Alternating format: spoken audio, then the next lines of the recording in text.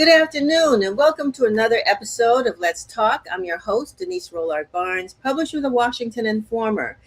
Today on Let's Talk, we are marking Nelson Mandela Day.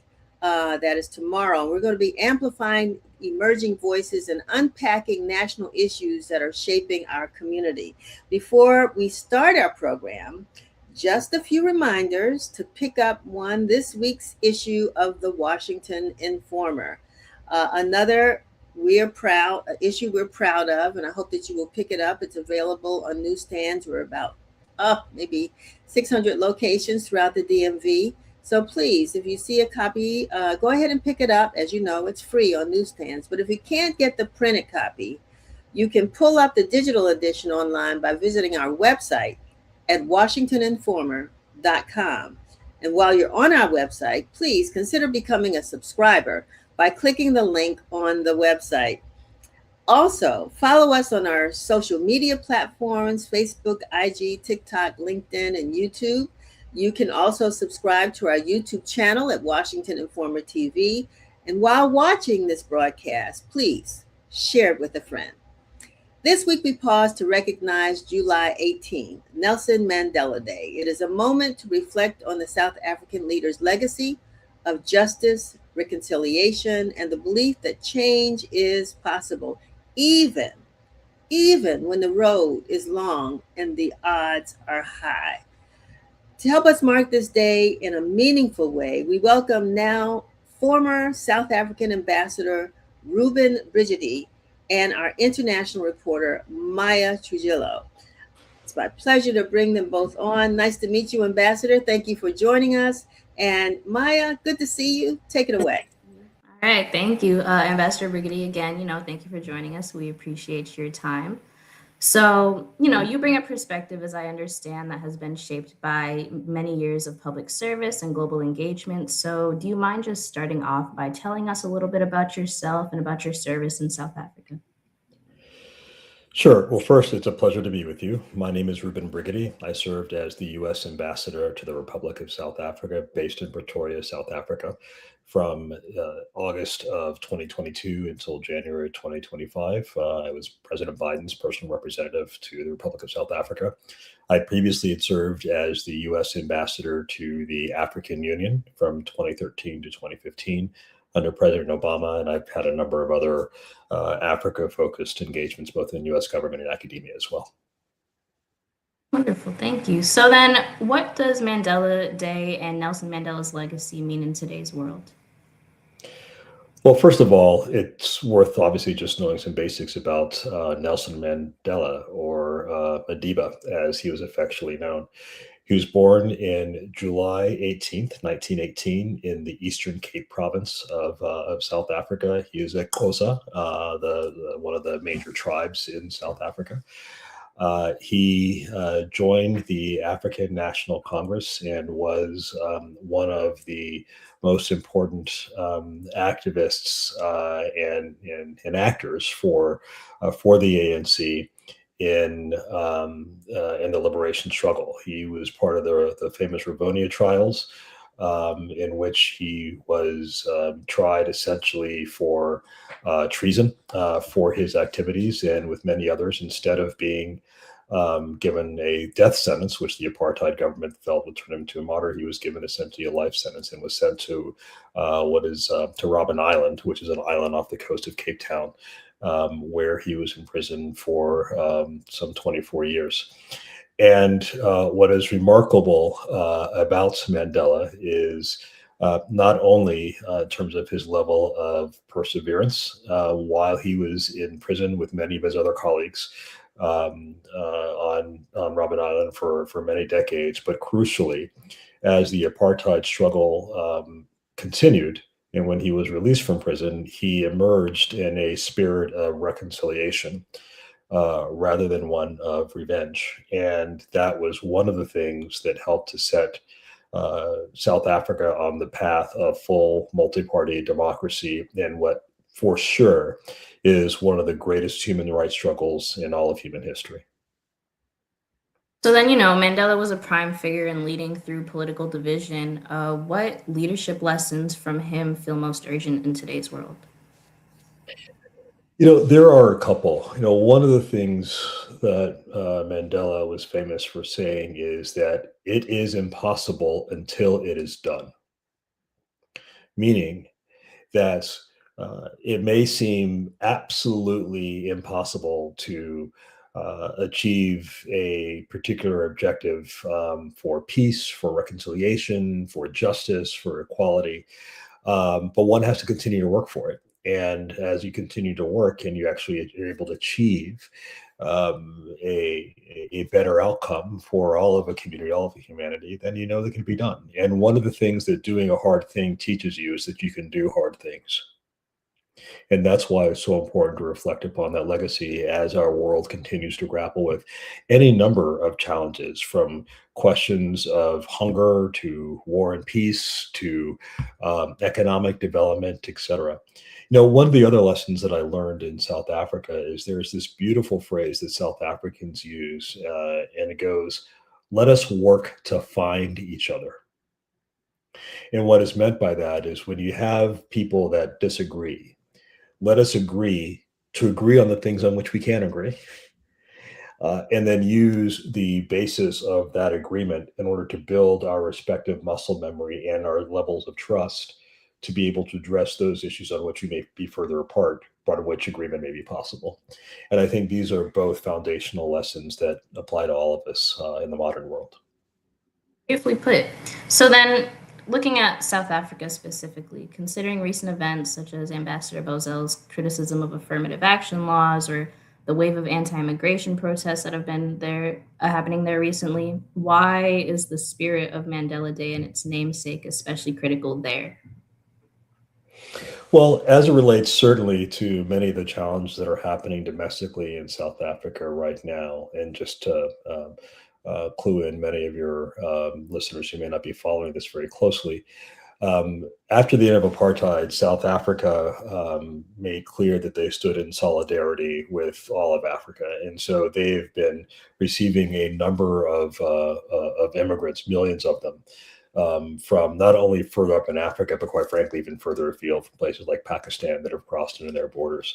And this is also at a time when the economy continues to be very sluggish in South Africa, where they have a really, really significant unemployment rate, something like about just over 30% overall, something like over 60% for youth. And so there has been a really profound backlash in South Africa against these illegal immigrants. And so one of the things that certainly we know Nelson Mandela would have done, because he said it, is that it's important for Africans to be in solidarity with each other, and for sure not to address these issues in a violent manner. Now, every sovereign country has the absolute right and indeed the obligation and responsibility to determine who is coming in its borders and to set their own immigration policy. South Africa has that responsibility. The United States of America has this responsibility. And I'm equally sure that Mandela would have said that even as we grapple with this challenge, it must be done in a humane way, and done in a way that, in the spirit of Ubuntu, which is this beautiful South African phrase that means I am because we are, that in the spirit of Ubuntu, we must address this, respecting our common humanity. Thank you. So, having served as the U.S. ambassador to South Africa, was your perception of Mandela impacted at all after living there? Was there anything that you learned or anything that was just put into perspective that may have stood out to you or surprised you? Well, I think probably what is most surprising is, and I think is quite frankly unfortunate, is some of the contemporary perspectives that younger South Africans have towards Mandela. I think many people of my generation and older look to Mandela as the icon of the freedom struggle, the dismantling of apartheid. We now have a generation of South Africans that are called the so-called born frees, that weren't even born during apartheid, or maybe were really small children. And those people are now in their 20s and 30s. And they are grappling with these very profound issues of inequality and unemployment that continue to persist in South Africa. And so one of the things that's really quite disheartening is hearing these young people disparage Mandela, who say that he may have given us political freedom, but we don't have jobs and we can't eat a ballot paper. But one of the things that I would often say when I heard things like that is that, Mandela and his generation brought you political freedom, but it's everybody else's job to continue to build on that. And in democracy, the price of being a free people is that nobody's coming to save us. We have to do this ourselves. And so one would hope that rather than disparaging the memory of one of the greatest humans ever to live, that there would be a renewed movement, particularly amongst younger South Africans and also the current political leadership, to focus on the next stage of what freedom means. And that next stage of freedom is economic freedom.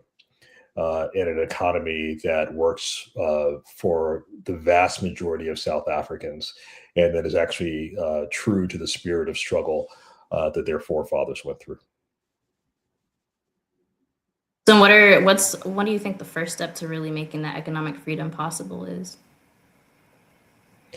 Well, the nature of the South African economy is challenged because it still is rooted in some of the basic structures that existed before the end of apartheid. There's something, for example, called spatial apartheid, where Blacks and coloreds, which is a term of art that's used in South Africa, were essentially forced to live in concentrations, often very, very poor, often very far from where the economic opportunity is.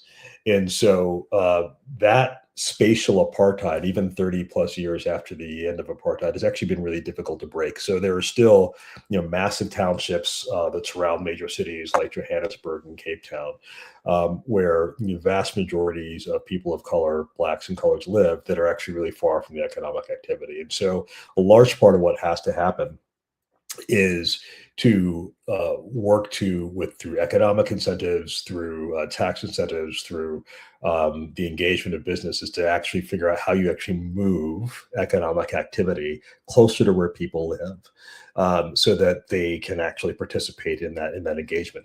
I think another thing that continues to have to be done is to look for additional foreign investment into South Africa. So on the one hand, South Africa as a country represents almost 12% of the entire GDP of the entire continent of Africa.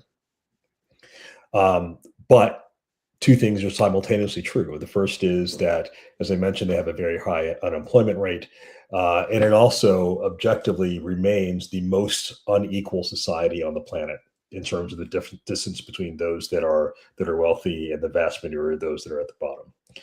And so the question has to be, how do you have a political will of a government that not only works to address that poverty gap, but also helps to achieve levels of services, and also that works to bring in new investment, to create new investment opportunities in the context of so many changes that we're seeing in the global economy right now. So it benefits everybody.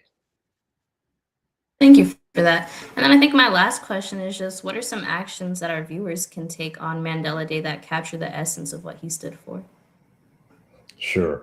Well, I think it's no surprise to anybody that our own country is going through a level of, pretty significant political polarization. And I would take us back to, again, this beautiful phrase that we have to work to find each other.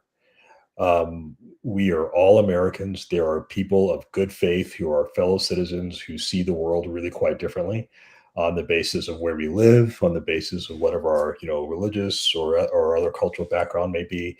But I am absolutely certain that as Americans and the spirit of Ubuntu, we have a much more in common than our politics would allow us to believe. And I think that we all need to have the same courage that Nelson Mandela demonstrated, in order to reach across these lines that have been drawn to divide us, and look to find ways to find each other and to agree where we can.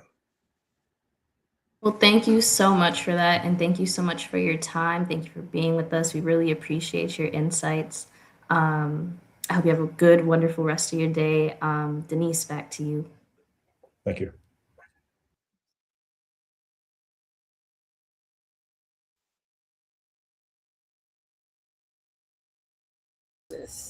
Thank you. Great conversation, Maya.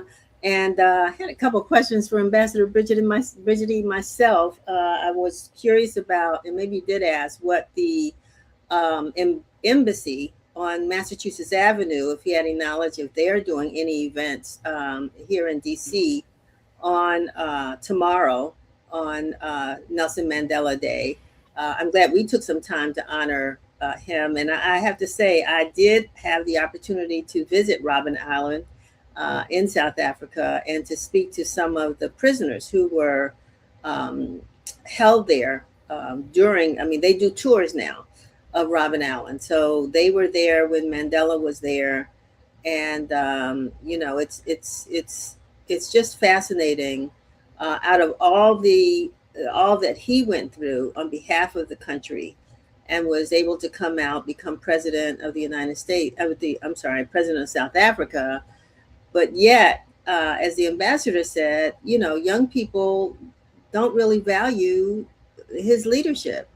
And once upon a time, I did ask while visiting, because I've been there several times, you know, if they teach the history of the apartheid movement, just like we want to know, our kids need to know the history of slavery and the history of, you know, emancipation and the history of the civil rights movement and all that, you know, whether it's being taught in the school, whether there's a curriculum there. So anyway, would have loved to have talked to him about that as well. But I totally enjoyed the interview and learned a lot, and glad that he was able to join us. So thank you so very, very much. All right, so now, I mean, we have a packed lineup of voices and stories you don't want to miss. The Washington Informer and Washington Informer Charities are proud to have hired 7 interns this summer. And if you pick up a copy of this week's edition of the Washington Informer, you'll see them on page 2. It'll be there for a couple of weeks. We are proud of these young folks. They are a dynamic group of amazing young journalists who let all of us feel comfortable that it's okay for the future to be in their hands. Jordan Armstead, for example, who's going to be with us, is a journalism and religious studies double major at Elon University in North Carolina. And she will join assistant editor Jada Ingleton in a conversation about her recent story on Target in the community. Yes, Target, the Target on Target. So she's going to talk with Jada about that. Jordan also experienced a special moment, one that says a lot about the climate we are all navigating. And then in exchange, Jordan interviewed Target Vice President Kiera Fernandez and asked directly about the Target DEI protest. Our other intern, Tatiana Allen, a student at Howard University pursuing a bachelor's degree in journalism who specialized studies in political science, will talk to, again, our amazing assistant editor who also joined us as an intern. So, you know, the future's bright for these folks. But she's going to Jada will talk to Tatiana about Tatiana's recent story on the celebration of the 158th anniversary of the 14th Amendment and the protection of birthright citizenship. This is one of those issues where people have strong opinions, but it's this discussion will focus on the facts, the history, and what the law actually says. And William Daffaa, a recent graduate of the University of Maryland, and fresh off of covering the NFL Draft Source program, will talk about a program that he covered this week, because as you know, the NFL Draft is coming to Washington, D.C. Next year. And they are opening up opportunities. Of course, they're going to come in, they're going to make a lot of money, they're going to bring in all these athletes, but how will district residents and district businesses benefit? And Will was there at the press conference and event earlier this week. And so he's going to share some of the information that came out of that, including some of the opportunities that will exist beyond game day. So I am going to turn this conversation over to a conversation that Jordan and Jada had earlier this week, and then hand it off to Jada. So Jordan, most recently you had the pleasure of covering what was the event with the ARC, Target? Tell us a little bit about it. So I was introduced to the Bullseye Builds initiative. It is a Target community service initiative that they started in 2024. And for the most part, they select a couple of states, a couple of neighborhoods across the nation, and they do some community service act. So far, they have been able to help 13 areas, and it's $1 million investment from Target. So we were invited to cover the Bullseye Build project in Ward 8, a collaboration with building bridges across the river, as well as life pieces, masterpieces, and just a bunch of nonprofits in Ward 8. And volunteers, Target volunteers, about 100, over 100 of them, they came out, they started working on the community garden behind the campus. They started working on nature trails, so like senior citizens have an easier time getting to the community garden, right? And they also painted a brand new mural for the kids to enjoy. So it was a great experience. It was a great project, right? And of course, we also have to talk about how this is 2 years after, or a year after Target announced that they were pulling back on their DEI initiatives, pressures from the Trump administration. And, I got to talk to some Target execs, ask them, is this for real? Like, are the DEI coming back? Or is this just a front? And I got some really good answers. And what were some of the answers? I love to hear a little bit about, you also talked to some employees who were able to step in and say, one thing is a company statement and one thing is what you're actually getting. So tell us a little bit about what that response was while you were out there. So I'll start with the worker, because I feel like that's the opinion that we want to hear most from. I talked to a man named Carlos King. He is a worker at Target in the DMV area. He's from Ward 7 or Ward 8. He's from the DMV area, right? He's been with Target for, I believe, 10, 13 years. And I asked him, I said, this initiative is great. This community garden is wonderful. I'm glad you guys came out for this, but what is really happening, right? DEI, the previous CEO of Target, announced in an internal memo that they were pulling back on DEI initiatives, including programs that encourage Black and minority-owned businesses, and they were going to stop diversity surveys to see how their diversity in the company, right? These were real promises made by the Target CEO that's no longer there. And I asked Mr. King, I asked him, how are you feeling about this? And he told me that he did not feel like DEI had left from the company, right, as a worker. And I was very surprised by this, as a consumer, because if a CEO promises something, I expect the promises to be fulfilled, right?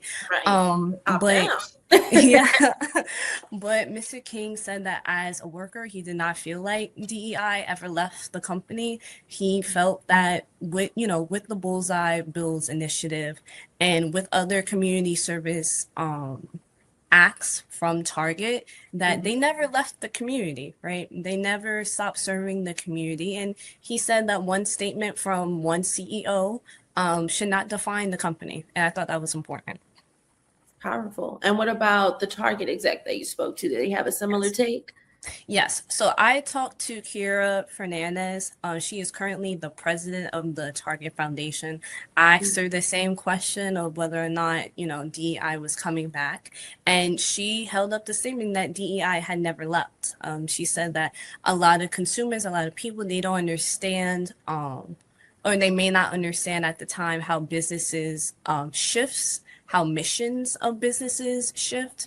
Right. She said that community service was always in the Target's DNA and it will always be there. And, once again, a statement from one CEO, a statement from one exec, right, was never going to change that. She held up the point that Target has never left the community and will never leave the community as long as they serve. And what is some of the impact that we can see, you know, specifically with this revitalization happening in Ward 8? What do you think the impact will be for Ward 8 residents?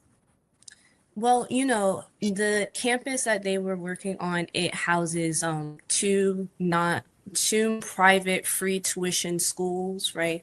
The Washington School for Girls and another one. It also holds a lot of nonprofits that operate in Ward 7 and 8 and 6, right? And, you know, with this new community garden, with these nature trails that have fresh ground on them, right? With this mural that kids can go see, right? They're also designing a rope course that will be open to not just the kids on campus, but also Ward 7 and 8 residents. I think this is a really good start for DC residents to see that Target is coming back to the community, or at least trying to put effort into coming back into the community. All these residents will be able to use the community garden. The community garden also hosts Food and Fridays. It is a program with Building Bridges, where they host a farmer's market, and they give away all this food, right? They give away mushrooms and tomatoes, give away free flowers, give away seedlings that people can grow at home, right? And all these residents, they're going to be able to come back into their own neighborhood. This is not in some deserted place, right? The people live here, right? They're going to be able to walk across the street, take a bus to a community garden, be in nature, get free vegetables, organic food, right? And, you know, kids can run around and see the mural and enjoy the rope course, right? It is supposed to be a place of relief, apparently. And this is what the CEO of Building Bridges told me. As you can see, that Building Bridges is getting me. It gets a lot of people. I mean, it's building bridges across the river, building bridges across the river. Say it 4 times as fast. But no, I mean, that does sound like a very transformative movement. You know, beautifying the area can have a lot lasting effect on a lot of different things in different communities, especially when they need it. So looking forward to seeing the art farm, looking forward to seeing what more can come from this partnership as well. Yes. And just to close us out, Jordan, why don't you tell our viewers what more they can expect from you in the coming weeks? So, like you mentioned, I will be helping out with the back to school edition, where we're going to try and reach the kids, the parents, the administrators, everybody involved in the education system. I had just completed the River Road Mafia Mahafa story about the African cemetery that is under threat in Bethesda, Maryland, right? I'm working on a new piece about boycotts, actually, how effective the recent boycotts have been, what is a effective boycott, and how can a boycott end. This was all inspired by the apparent rumor that Target boycott has now ended, right? So I will be working on that. And, you know, I will just be with the Washington Informer, whatever story they throw at me, I'm going to pick up and I'm going to do my best to produce content. So I'm really excited. Tell me what is the role position. Yes, Kira Fernandez, KIERA-FERNANDEZ. And I'm the Executive Vice President of Community and Stakeholder Engagement and also President of the Target Foundation. Okay, so to give you some background, we're covering this event because the way this event is being presented to the community and to some community members is that prior to there was a boycott to Target because of the decline in DEI initiatives. And the way it's being presented to the community is like, oh, you know, the boycott is over, we're back in the community, we're back providing. Can you give me any thoughts on that? Sure, well, what I can tell you is we've never left the community. Target is the byproduct of the Dayton-Hudson Corporation, which has been focused on communities, belonging, inclusion, investing in the people that we serve, because we understand if you invest in the community and take care of the community will take care of you. That's actually not new to Target. That is deeply rooted in our history for over 100 years. And Target as a company itself, we have 2,000 stores, We are in all 50 states. We have over 415,000 team members. And we do 1 million hours of volunteerism every single year. Okay. So being invested in the communities is not new. I started working for Target as a store executive right out of college. And I worked in the store in my community, which is what so many of the folks here do every single day. That's our story. So we're not here because of anything other than it's deeply rooted in our DNA. To take care of people, to be in community because we are a community. Okay. Could you acknowledge that there were any declines in the DEI initiatives regarding target corporations? Or what I will tell you is there's shifts that happen in the business all of the time. So we've had a long-standing history of being really focused on inclusive workspaces, accessible workspaces, investing in diverse and represented organizations, people. Our team is 50% women, more than 50% people of color. And you see that represented everywhere we go, in our stores and our distribution centers. And so I think that there's a lot of conversations that have happened on the topic where folks just don't have the complete knowledge and understanding of what happens in businesses, what happens in organizations. So my team and I are focused on the future and doing what we do every day. This work isn't new to us. We've been doing this. My predecessors did this work. It's just a part of how our company operates and what we believe in, which is inclusion for everybody. Okay. Can you tell me what is the grander purpose or mission with this particular event? And speak on why did you guys choose this location? Sure. So this has been an ongoing partner for us. So again, I said we have stores across the country. Washington, D.C., the DMV, Maryland area is a really important focus for our team, for our guests, and for our communities. So part of what my team does is we work very closely with local partners and organizations that are focused on the same things that we're focused on. And that's really investing in communities so families can thrive, bringing vibrancy to neighborhoods, thinking about how we create economic opportunities, and investing in emerging creatives and culture. So when we think about Scott and what his team is doing here in this particular place, the culmination of 15 organizations that are all working in service of creating opportunities for small businesses, for founders, access to capital, nonprofit organizations where people can find basic needs that are met. If they're going through some challenge or whatever the case may be, the community knows that work and knows those needs certainly greater than any organization can. So part of our work is to be hyper-locally focused, community-led, in partnership with organizations that are investing in people like we do. So that's exactly what they do here every single day. They're really focused on how to bridge and create bridges across greater DC and the DMV area. That's about lifting people up and helping them, provide them with the needs that they have right then and there. And this event is an example of what we think about vibrancy in neighborhoods, beautifying neighborhoods. Not revitalizing necessarily, because that infers that the community doesn't already have what they need, versus we want to be in lockstep with you and bring vibrancy to space that's already beautiful. Okay. And then this is just a fun question. What is the most exciting thing you can't wait to see coming from this event, coming from this project? I mean, I think what's most exciting is what happens when we leave.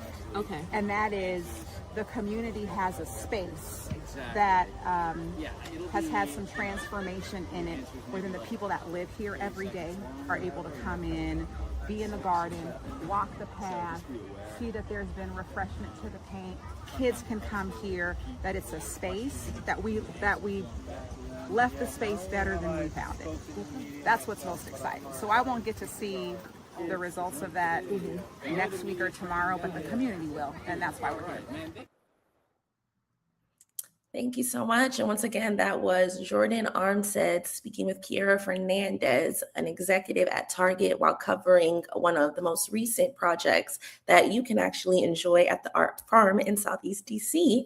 And thank you to Jordan for that. Thank you to Jordan for hosting that conversation with me. I am Jada Ingleton, WI content editor, who also has the pleasure of working closely with our class of interns this summer one of which who will be joining me momentarily, William Daffaa, hailing from University of Maryland. But it's been a phenomenal summer. One thing that we'll get to talk about that our interns are working on is our back to school edition, which is coming up next month. So let's just get right into it. Will, hopefully you're there. There we go. Hi, Will. Good morning or afternoon. Yeah, good afternoon. Will, why don't you introduce yourself to our viewers? Of course. My name is William Daffaa. I recently graduated from the University of Maryland, and I studied journalism there. And now I am an intern with the Washington Informer currently, focusing on sports, business, anything the staff needs me to do, I'm there. And we love it, and we love to have him. We will get to talk a little bit about Will's coverage in a second. Will, how is the post-grad air, though? I mean, it's hot, so it's mixed with heat. But yeah, it's very hot outside. Very hot. A little bit smoky from the Canadian wildfires, unfortunately. But yeah. But how do you feel? Because you just graduated this semester that just passed, 2026, right? Yes. I recently graduated. And yeah, I'm feeling good. Still looking for a full-time employment position, but yeah, feeling good, feeling out the journalism landscape. So excited to get out there and show the journalism world my best work and my best foot forward. So, yeah. Awesome. Well, thank you for joining us again, Will. To transition right into our conversation for today, I know we want to focus on your most recent story, which was covering the NFL Draft Source program, and specifically because they'll be hosting the draft in DC in 2027. And yes, that's correct, Jada. Washington, D.C. will be hosting the 2027 NFL Draft. And the event I covered last week, Thursday, July 9th, was mainly it's a networking event, but also an introduction to NFL Source partners. And what the NFL Source program does, it reaches out into the local community of the draft city where that draft is being held. It's an initiative that's been going on since 2024, and it's really helped sort of build up local businesses and kind of bring them into the bigger landscape and the big picture, as you can say, as is the NFL draft. And this has been going on in several other cities. In Detroit, the program helped bring in $161.3 million in new spending that was brought to the overall Detroit region, with 2/3 of that also being reinstated long term. So this isn't just an initiative where it's, here you're going to help out with this event and the economic benefits go away. No, that's not the case. Instead, the NFL Source program helps these businesses in the long run, and that's been shown through various other drafts in Detroit, Pittsburgh, and Green Bay. Yeah.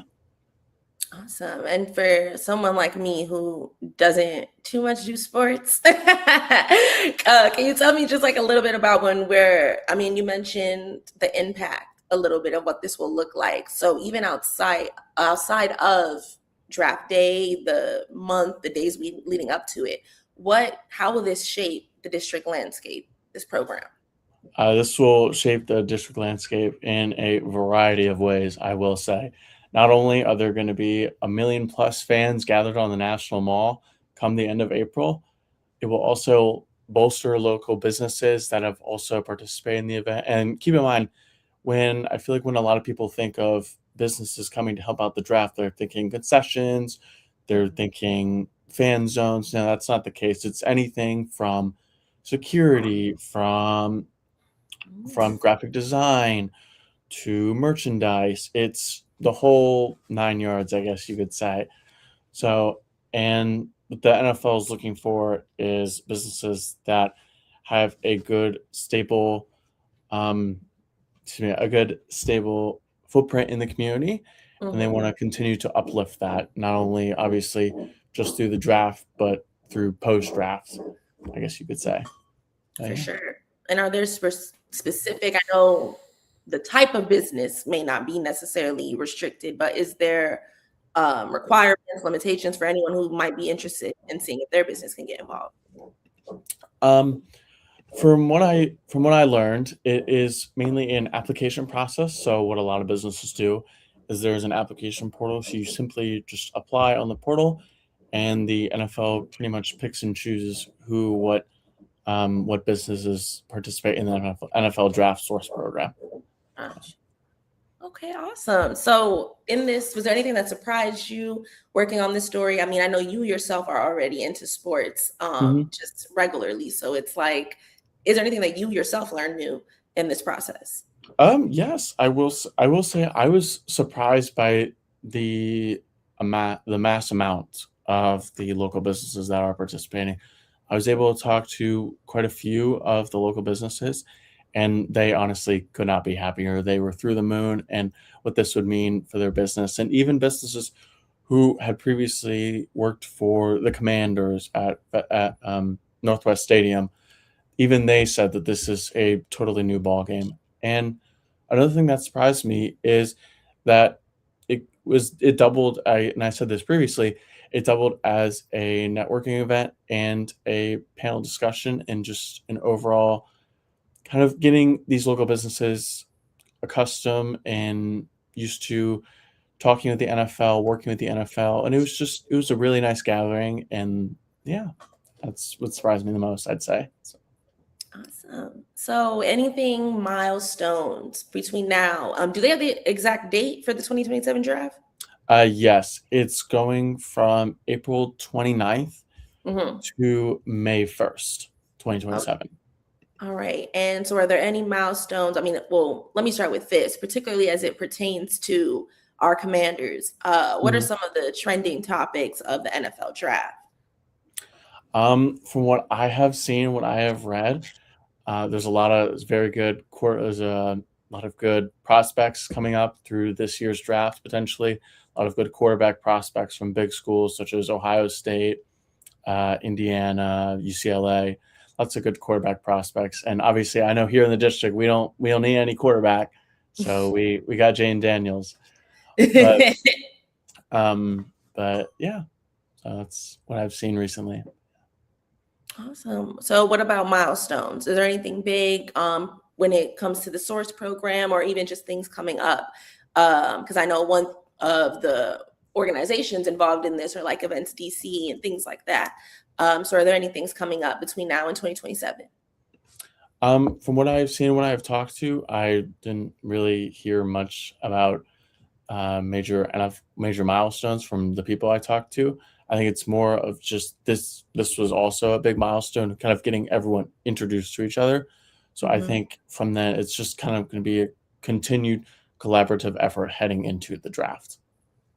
Excellent. Well, I mean, like I said, I'm not a sports fan myself, but I love to get in the mix of the hype of, I'm sure the energy in DC around this time in 2027 is going to be crazy. So I'm looking forward to that. And definitely looking forward to see what a little bit of that economic long-term impact will look like for our local businesses. As it pertains to the NFL Source draft, or NFL Source program for the draft, is there anything else that we didn't talk about that you'd want to mention or is important for people to know? No, I think we pretty much covered everything. One last thing, this is huge for the DC area because this will be the first major NFL event that the district has hosted since 1940, so before World War II. So it is, yes, haven't hosted a Super Bowl, haven't hosted another draft. So this is huge news for the district. 1940? Yes, the 1940 draft. That feels targeted. All these years and no one ever wanted to come back. Well, I know we tried to get, what was it? Was it the World Cup that we tried to Yes, there's a joint bid with Washington, D.C. and Baltimore we tried to get. Oh my God. Oh, wow. Okay, so yeah, this is huge news. This is huge. Yeah, DC is going to be crazy. I mean, speaking of the energy around sports, you've also been doing a little bit of coverage and also just enjoying the World Cup series. What's been going on with that? I think we have a final game coming up this weekend, if I'm not mistaken. Yes, the final will be Spain versus Argentina on Sunday at 3 p.m. in, I can't say the sponsor name, but New York Stadium. And the third place match is supposed to kick off tomorrow as well between England and France. Yeah, two very big matches, two big powerhouse teams. So yeah, very excited, very looking forward to it.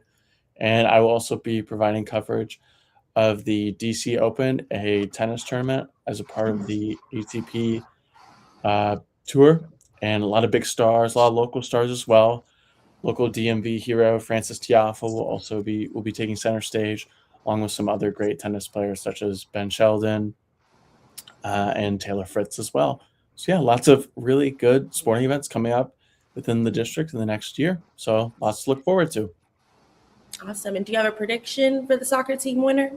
I will have to say, I think after Spain's performance versus France in the semifinal, I would have to say Spain. But I feel like every time I pick against Argentina, I end up losing. So, yeah.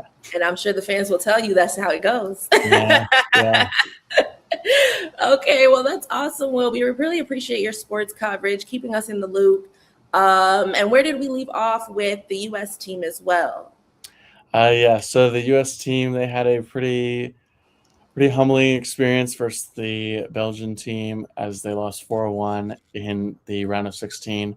So a lot of it is going to focus on a lot of focus has been brought on because of this loss, the youth soccer programs, and whether they price out a lot of underprivileged families, and whether that is kind of making the sport a pay-to-play or pay-to-win sport, I guess you could say. And yeah, so that's kind of been the main talk around U.S. soccer and just soccer in general in the United States, even though it has been an extremely growing sport. I, for one, I play soccer with my friends all the time. And yeah, so I think the USA national team, they're looking forward to the 2030 World Cup and looking to bring on lots of really great young stars to look forward to. Awesome. We'll be watching as well for your coverage. Before I want to bring back in Denise, because I think we should shout out a little bit of our back to school edition, which you will be heavily having a hand in. But my last question for you specifically, Will, is there anything, what's the most challenging thing that you've experienced as a sports reporter so far in your time at the Informer? I think the most challenging thing, besides getting credentials, it's pretty tough sometimes. I would say the most challenging thing, you can always produce a sports story where, here's how the game goes, this is what happened. I think what I have found most challenging, but also most exciting in my reporting, has been diving into the numbers. I always say that the best stories are stories you find, looking through spreadsheets, looking through records requests. Those are the most interesting stories, but I also feel it's the most challenging because it can be very tedious. But in the end, covering sports for me is an amazing journalism career so far, and I hope to continue it. I want to say to Will, that's why we were so excited when you joined us as an intern this summer, because we know that DC is becoming a big sports town.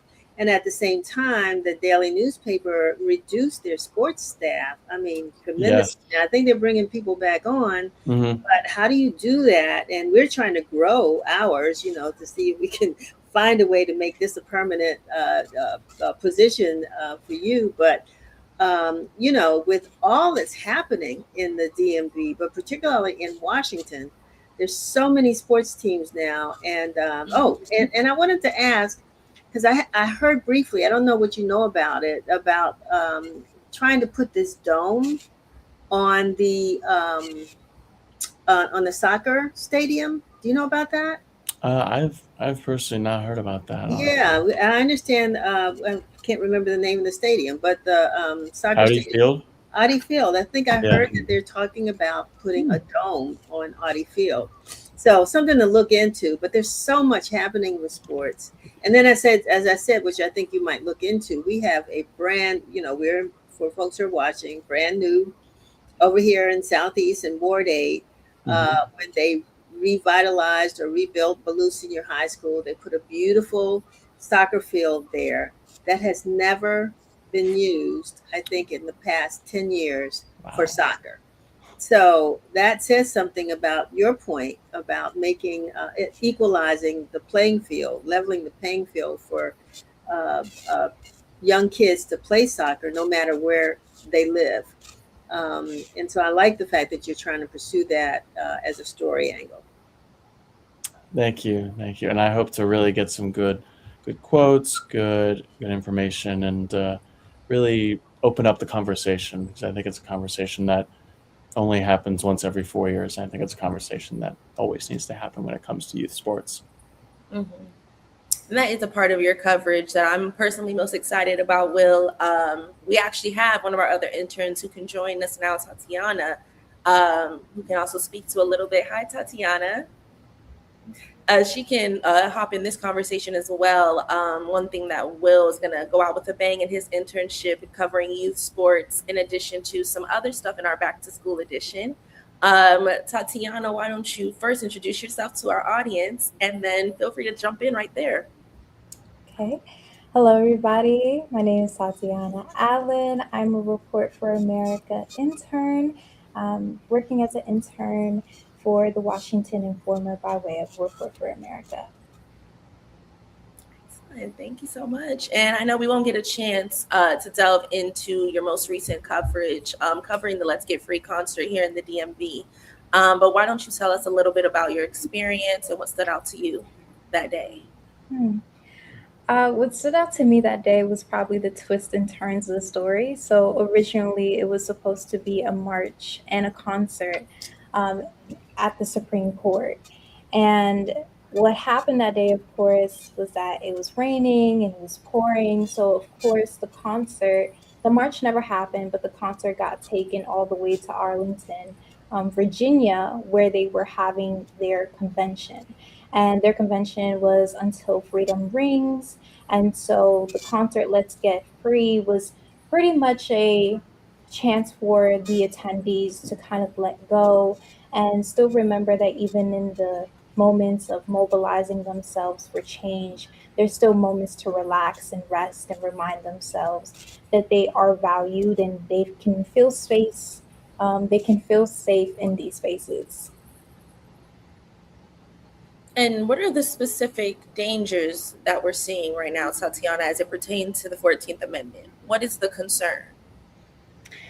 I think what really hit on the nail with this story is that it was July 9th, but of course, a few days before that, the Supreme Court had made their decision on birthright citizenship.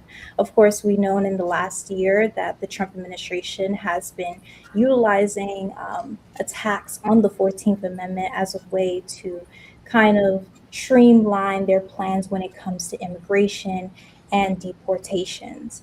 And so with the attacks on the birthright citizenship, the 14th Amendment, it would then, if, possibly the Supreme Court had sided with the administration, would have placed millions of people, including those who have been born in America, and even though the future children who have been born in America to be claimed as illegal, and under this present administration, illegal aliens. And so it would have kind of uprooted millions of lives across the country and would have declared that even if you are born in this country, that doesn't make you a citizen. And so this was a really important day just because this decision had been made a few days before. And so it was so critical for them to be able to have these conversations of how to go forward in protecting the birthright citizenship. And it was also important to mention that the former co-executive director of the organization, her name is not coming into mind, but she was just made and elected as a representative for a district in New Jersey. So now she will be in Congress.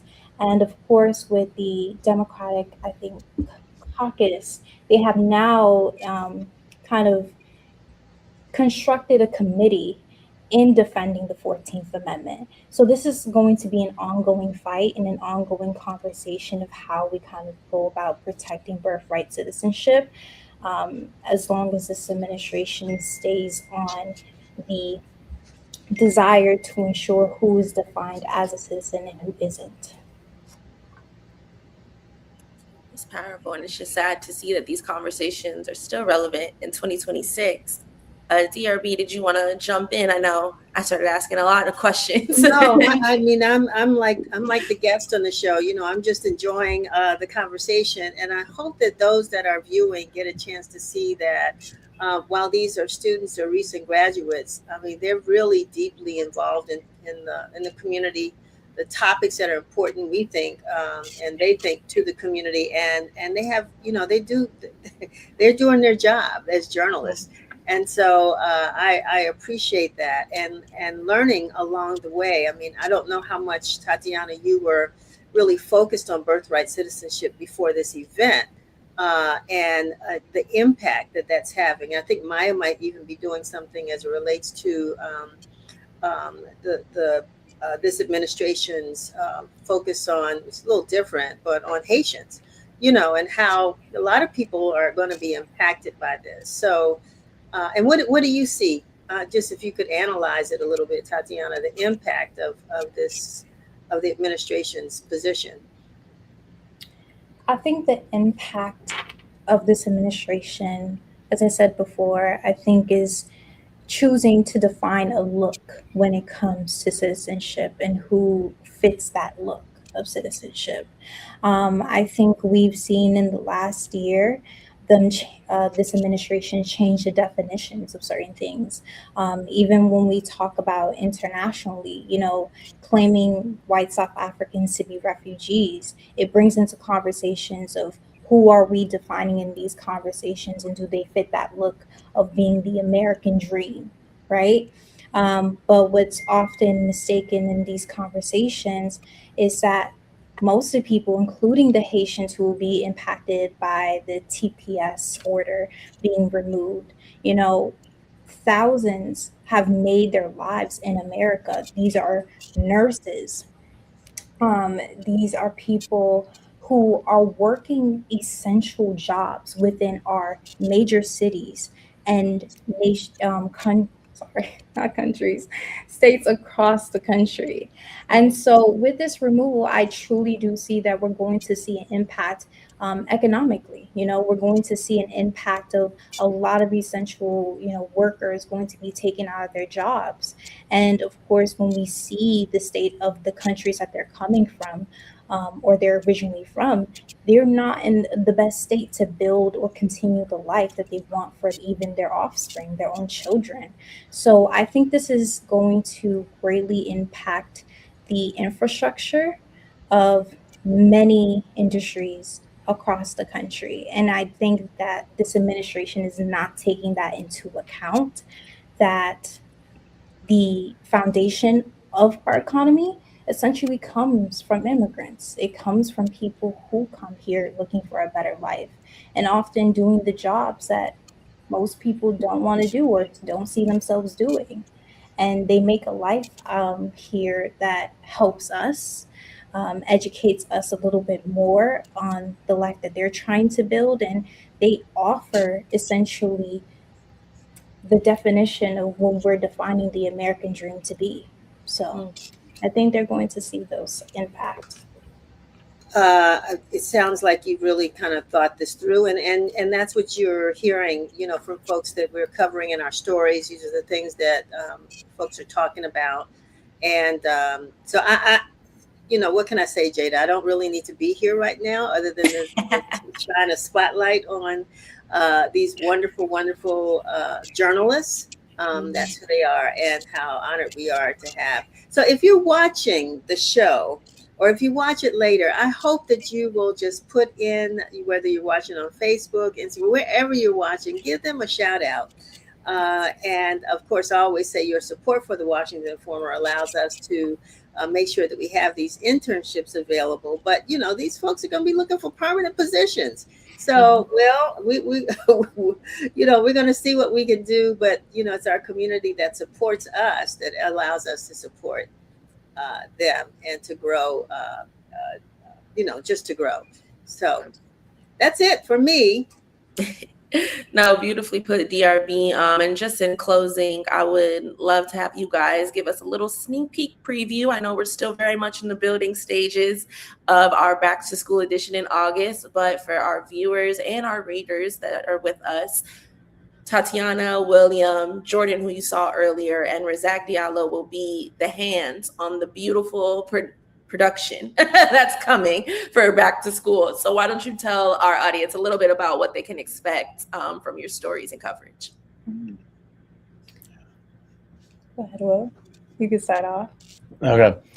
My coverage will be mainly focused on looking at the different Targets, different Walmarts around the district, and looking at the different price changes in back-to-school products and mapping them out for the readers, and to not only know where can you get the cheapest school supplies, what Target, where Target, but also just looking at just also the cost of youth sports throughout the district, and whether underprivileged communities are purposely being priced out as opposed to wealthier communities within the district. So that's what I am looking to research coming into the back to school issue. We can't wait for it. Tatiana, what about you? So for my story, I will be covering student loans, specifically for incoming freshmen. So of course, we've seen the big beautiful bill come into effect as of last year, but as of this month, now that there will be federal caps on certain loans, whether that is a Parent Plus loan, graduate loans, even subsidized or unsubsidized loans on the part of the student who's actually attending. So my story will kind of be delving into how students, incoming freshmen, will be navigating, as well as alongside their parents, of affording higher education, especially when we have conversations about how tuition is still increasing in many universities. Oftentimes, federal loans don't cover the cost of books and transportation. And even when you're living in a city like DC, it certainly does not cover your housing at a certain time, certain period after, you matriculate. So Help the three of us know it. So it brings up interesting questions about whether higher education is, one, worth it, right? Especially when we talk about the careers that we want to pursue. But second, is it even attainable, and who's going to be impacted? Of course, when we see, statistically and historically, communities of color are always the ones to be first impacted by these changes, especially when you are living under a certain economic even below the poverty line. But it's interesting to see now that even with the caps, right, it doesn't matter if your parents make below a certain amount. Our Pell Grants, federal work study, even accessible to half of these students if they are not able to fully obtain the amount of loans they need to cover their tuition. So my story hopes to delve into those little topics and niches, and of course incorporate voices of students and parents who are having these conversations within their own homes, especially as we approach back to school season. Absolutely. And I failed to mention another key member of the team, Evan Aldridge, will also be another one of our summer interns who will be working on the back to school edition. So thank you guys so much. Of course, I have more questions, but not more time.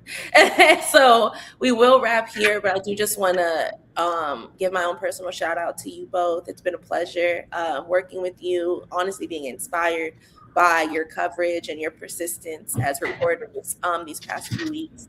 So the sky, I can tell, is already the limit with this group, and I can't wait to see what you guys finish with. For everyone at home or just watching, please make sure you tune into Tatiana Allen and William Daffaa on the WashingtonInformer.com. Check out their stories if you haven't already. Look out for what's next. They're in our newsletter, they're in our paper, and of course, they're coming to you live digitally and now in Let's Talk. So thank you guys so much for being here. Thank you for having us. Thank you for having us.